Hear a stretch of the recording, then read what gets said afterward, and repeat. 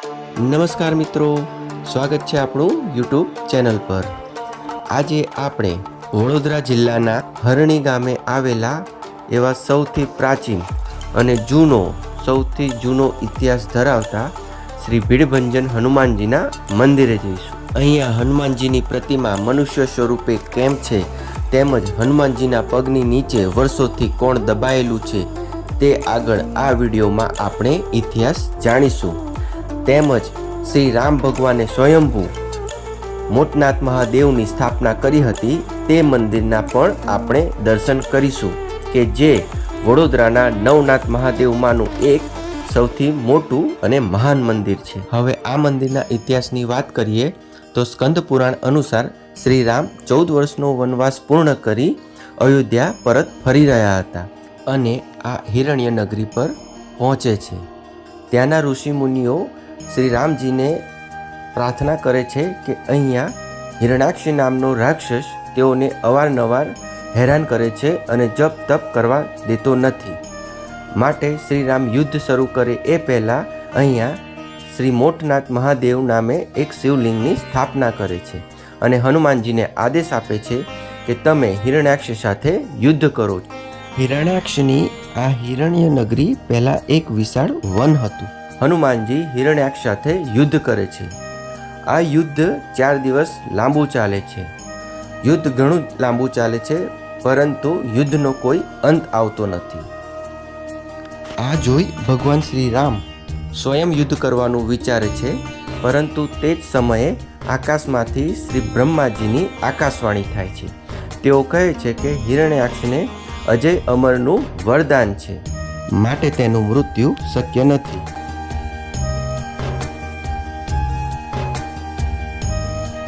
હનુમાનજી જ્યારે હિરણ્યાક્ષ સાથે યુદ્ધ કરતા હોય છે ત્યારે યુદ્ધ ચાલતા ચાલતા હનુમાનજી હિરણ્યાક્ષને નીચે પછાડીને પાડી દે છે અને ત્યારે જ હનુમાનજી હિરણ્યાક્ષ પર પોતાનો પગ મૂકી દે છે અને હિરણ્યાક્ષને દબાવી દે છે।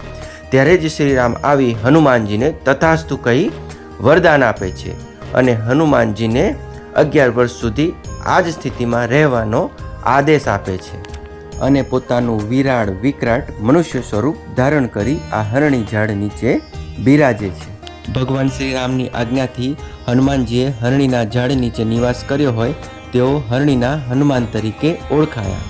હિરણાક્ષના ત્રાસમાંથી ઋષિમુનિઓને મુક્તિ અપાઈ હોય તેઓ ભીડભંજન તરીકે બાદમાં પ્રસિદ્ધ થયા। આપ અત્યારે જે જોઈ રહ્યા છો તે જ આ હિરણ્ય નગરી અને જ્યાં હનુમાનજીએ હિરણાક્ષને પગ નીચે દબાવીને રાખ્યો હતો તે જ આ આજનું હરણી ગામ। અત્યારે આપણે હરણી ગામના શ્રી ભીડભંજન હનુમાનજીના મંદિરે આવી ગયા છીએ। ચાલો આપણે મંદિર અંદર જઈ શ્રી ભીડભંજન હનુમાનજીના દર્શન કરીએ।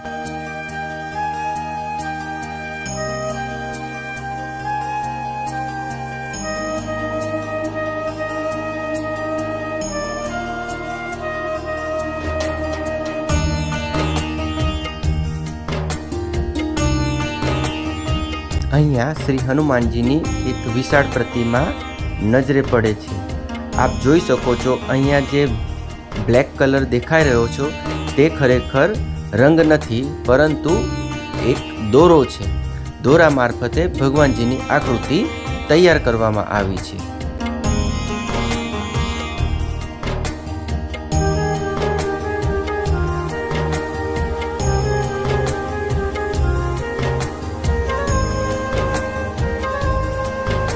અને આ છે શ્રી ભીડભંજન હનુમાનજીનું મુખ્ય મંદિર। મંદિરે પહોંચતા પહેલા માર્ગમાં આપણને એક વૃક્ષ દેખાય છે અને વૃક્ષના નીચે શ્રી હનુમાનજી અને માતા સીતાજીની પ્રતિમા છે, જેમાં માતા સીતાજીના હાથમાં અનામિકા દેખાઈ રહી છે।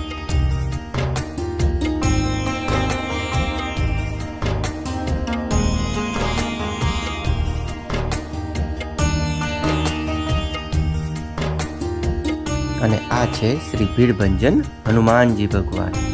હનુમાનજી જાણે કે શ્રી રામ ભગવાનની આજ્ઞાને એક હાથ પોતાના મસ્તક પર અને અન્ય હાથ હૃદય પર મૂકીને પાલન કરતા હોય તેમ નજરે ચડે છે।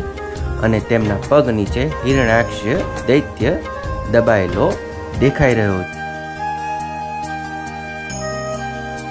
આ મંદિર ફરતે શનિદેવ ભગવાન અને નવગ્રહ દેવતાઓનું પણ મંદિર આવેલું છે. ચાલો આપણે નવગ્રહ દેવતાઓજીના પણ દર્શન કરીએ.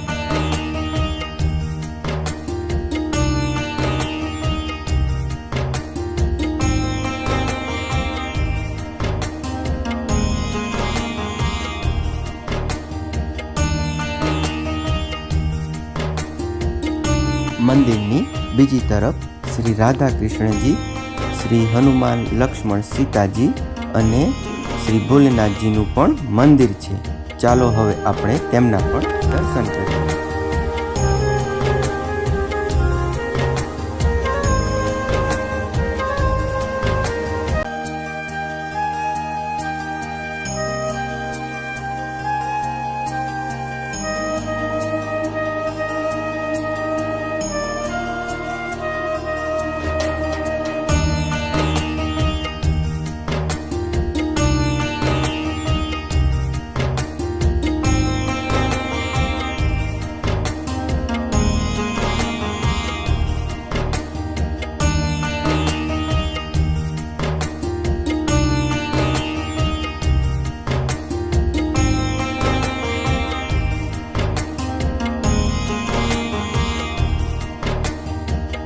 અહીંયા શ્રી હરણીના ભીડભંજન હનુમાનજીની પણ કથા વર્ણવવામાં આવેલી છે.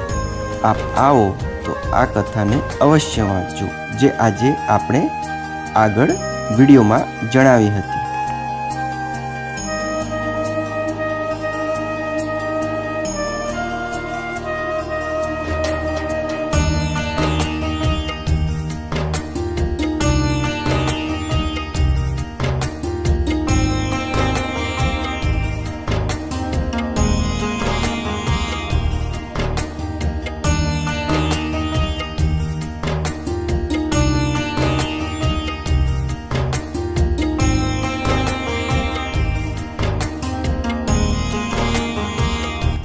અહીંયા મંદિરમાં દરેક દિવાલ ફરતે સારા એવા સુવાક્યો લખવામાં આવેલા છે અને ભગવાનનું મહાત્મ્ય પણ દર્શાવવામાં આવેલું છે. તેમજ શ્રી ભીડભંજન હનુમાનજીની લીલાઓ પણ ચિત્ર દ્વારા વર્ણવવામાં આવેલી છે. આપ અહીં આવો તો શ્રી ભીડભંજન હનુમાનજીના દર્શન અવશ્ય કરજો. હવે આપણે આગળ વિડીયોમાં જે વાત કરી હતી કે શ્રી રામ ભગવાને સ્વયં અહીંયા મોટનાથ મહાદેવની સ્થાપના કરી હતી, જે વડોદરાના નવનાથ મહાદેવમાંનું એક એવું સૌથી મોટું પ્રથમ મંદિર છે. તો ચલો હવે આપણે શ્રી મોટનાથ મહાદેવજીના મંદિરે જઈ દર્શન કરીએ. આ મંદિર શ્રી ભીડભંજન હનુમાનજીના મંદિરથી થોડુંક જ આગળ આવેલું છે.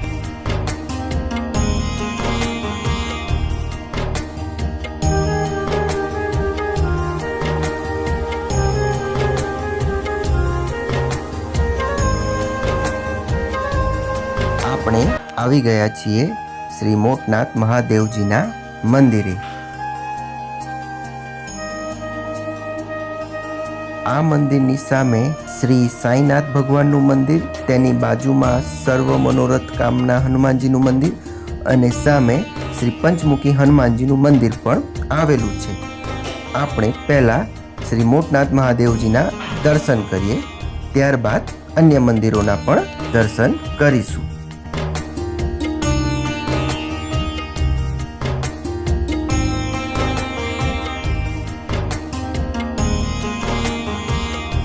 મંદિરની આસપાસનું પ્રાંગણ ખૂબ જ વિશાળ, સ્વચ્છ, સુંદર અને શાંત લાગી રહ્યું છે.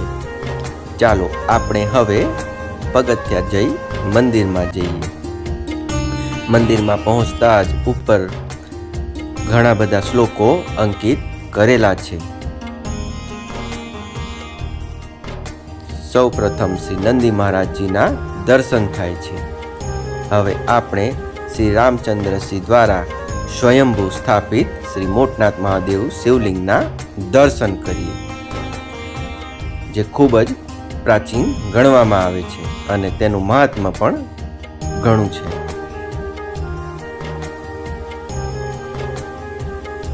મંદિરની ફરતે એવા ઘણા નાના મંદિરો પણ આવેલા છે.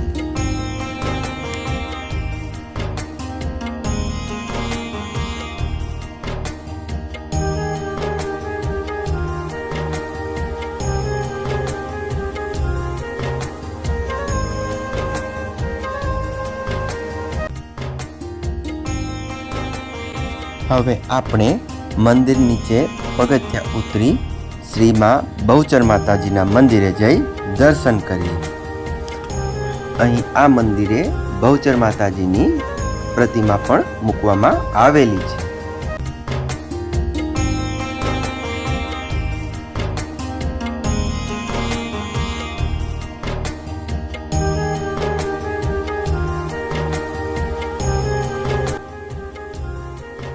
હવે આપણે આ મંદિરની સામે આવેલા શ્રી પંચમુખી હનુમાનજીના મંદિરે જઈએ.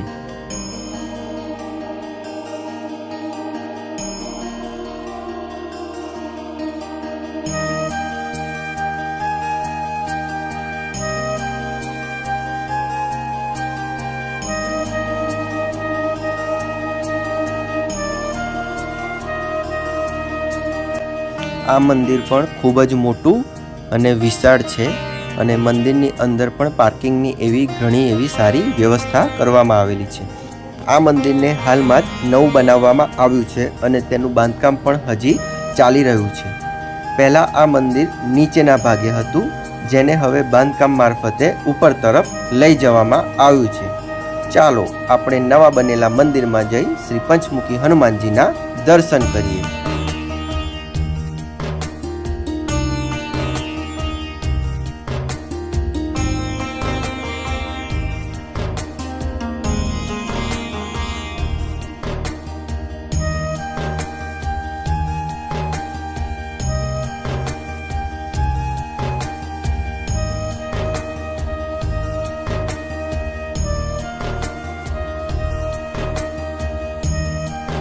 અને આ છે શ્રી પંચમુખી હનુમાનજીની વિશાળ પ્રતિમા.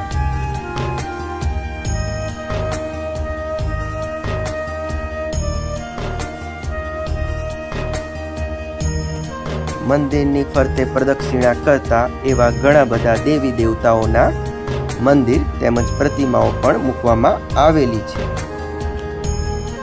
આ મંદિરે પણ શનિવાર તેમજ મંગળવારના દિવસે એવી ઘણી બધી ભક્તોની ભીડ થતી હોય છે.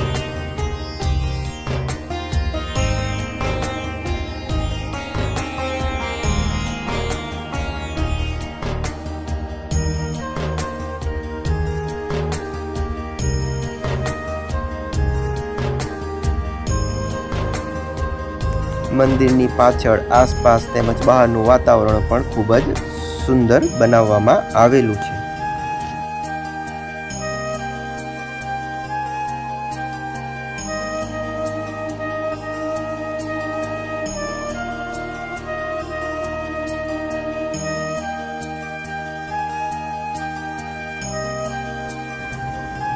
હનુમાન ચાલીસા અંકિત કરવામાં આવેલી છે. બીજી તરફ પંચમુખી હનુમાન ચાલીસા લખવામાં આવેલી છે અને આ બાજુ છે શ્રી બજરંગ બાણ.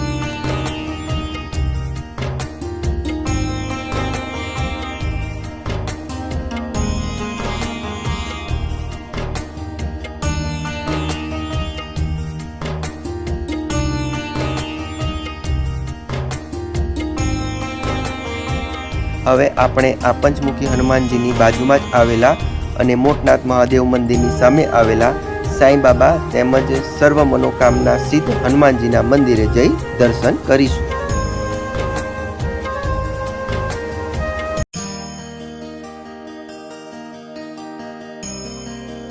ચાલો આપણે હવે સાંઈ બાબાના દર્શન કરીએ. મંદિર પ્રવેશતા અનંત કોટી બ્રહ્માંડ નાયક રાજાધિરાજ યોગીરાજ પરબ્રહ્મ શ્રી સચ્ચિદાનંદ સદગુરુ સાંઈનાથ મહારાજ કી જય. શ્રી સાંઈ બાબા ભગવાનની મૂર્તિ શિરડીમાં આવેલા સાંઈ બાબા ભગવાનની મૂર્તિ જેમ પ્રતીત થાય છે.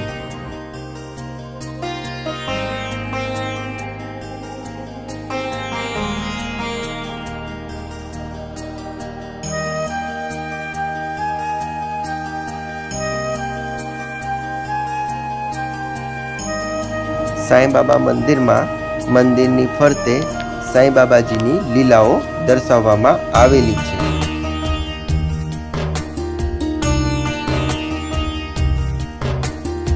અને અહીંયાથી જ આપ શ્રી શિરડી સાંઈબાબાજીના લાઈવ દર્શન પણ કરી શકો છો.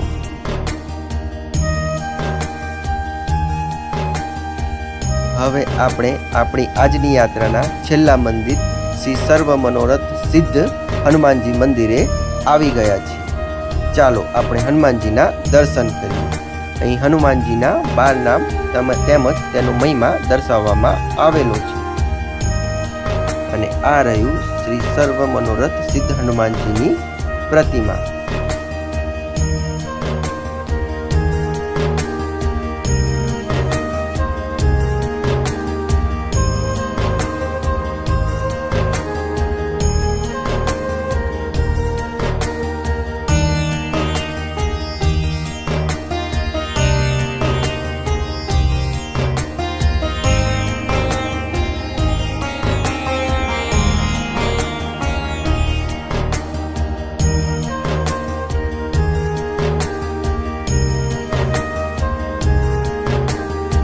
આ મંદિરની સામે બાજુમાં એવું વિશાળ તળાવ આવેલું છે, જેમાં આપ કમળ ફૂલ છોડ જોઈ શકો છો. અને અહીંનું વાતાવરણ ખૂબ જ સુંદર લાગી રહ્યું છે. અહીં આજુબાજુ પશુ પક્ષી પંખીઓ કલરવ કરતા પણ નજરે ચડે છે. અહીં તમને એકદમ શાંતચિત્ત વાતાવરણનો અનુભવ થશે.